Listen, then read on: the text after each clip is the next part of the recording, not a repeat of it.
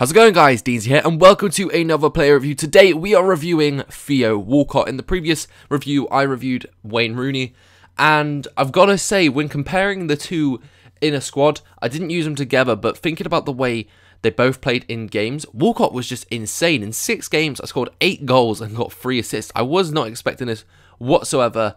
I said in the previous video that the play style for FIFA this year has just changed completely, and for some reason, maybe it was just the fault of Rooney, but Walcott just seemed to be an absolutely insane player. He felt like a second striker for me when I was playing with it. The formation I used is the one I tend to mainly use, which is why I like to review players in my more preferred formation. And yeah, in this formation, Theo Walcott was just an absolute star throughout of it. I think most of the games I played, he got man of the match, but this goal here, a nice little chip. I managed to just spot the keeper coming off of his line. Got an absolutely lovely chip from a nice bit of distance there using Theo Walcott. And that was the kind of thing about him. Like, I'm trying to summarise up what's good about him, what's not good about him. And obviously, he is the fastest player in the game. EA did the whole thing before FIFA came out, telling you the top 10 players, and Theo Walcott being the fastest player in this game. Obviously, that is excluding any special cards that may or may not come out.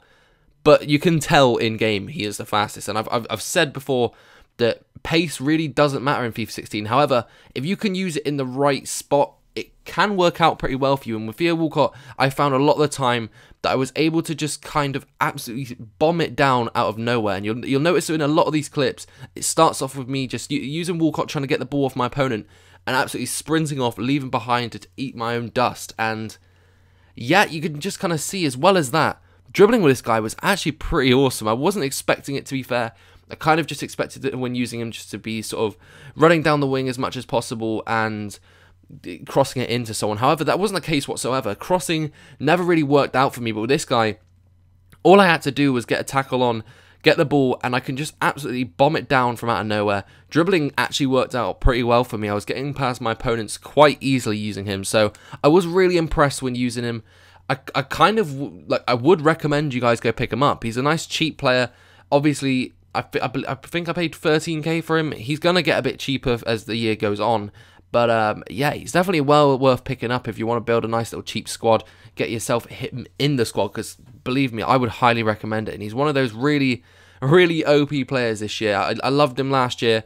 And I am hoping, in fact, later on this year, he gets a striker inform card, because Theo Walcott is just an absolutely insane all-round card. However, the in-game stats here, you see he's got 95 acceleration, 83 agility, and 96 sprint speed there. The 59 strength, something else I will need to point out, but 81 dribbling, 82 finishing, just with those there. And that was kind of it. Like, I was kind of shocked. Although he has got quite a lot of 70s and stuff, and he is only an 81 rated, so you can't be like he's going to have loads of high 80 stats. But it seemed to me his main stats were just his pace and his dribbling, but those combined work out to make him a pretty awesome card. So as I mentioned, pace, a big positive for him. 96 pace, fastest guy on the game.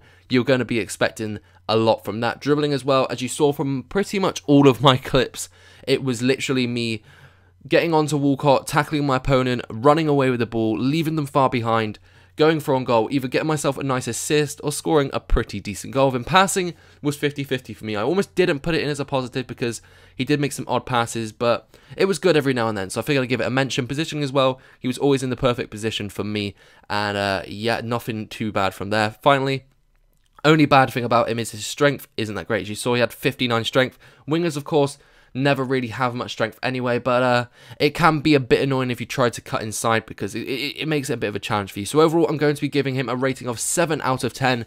I would give him a higher one, but I feel that there is a lot of improvements he could have. That he does have his bad sides, but overall, he is just an absolutely awesome card. So if you did enjoy the video, be sure to drop a like. I really appreciate that. If you're brand new around, be sure to subscribe. If there's anyone else you want me to review, let me know in the comment section below. Apart from that, I'll see you guys in the next video, and goodbye.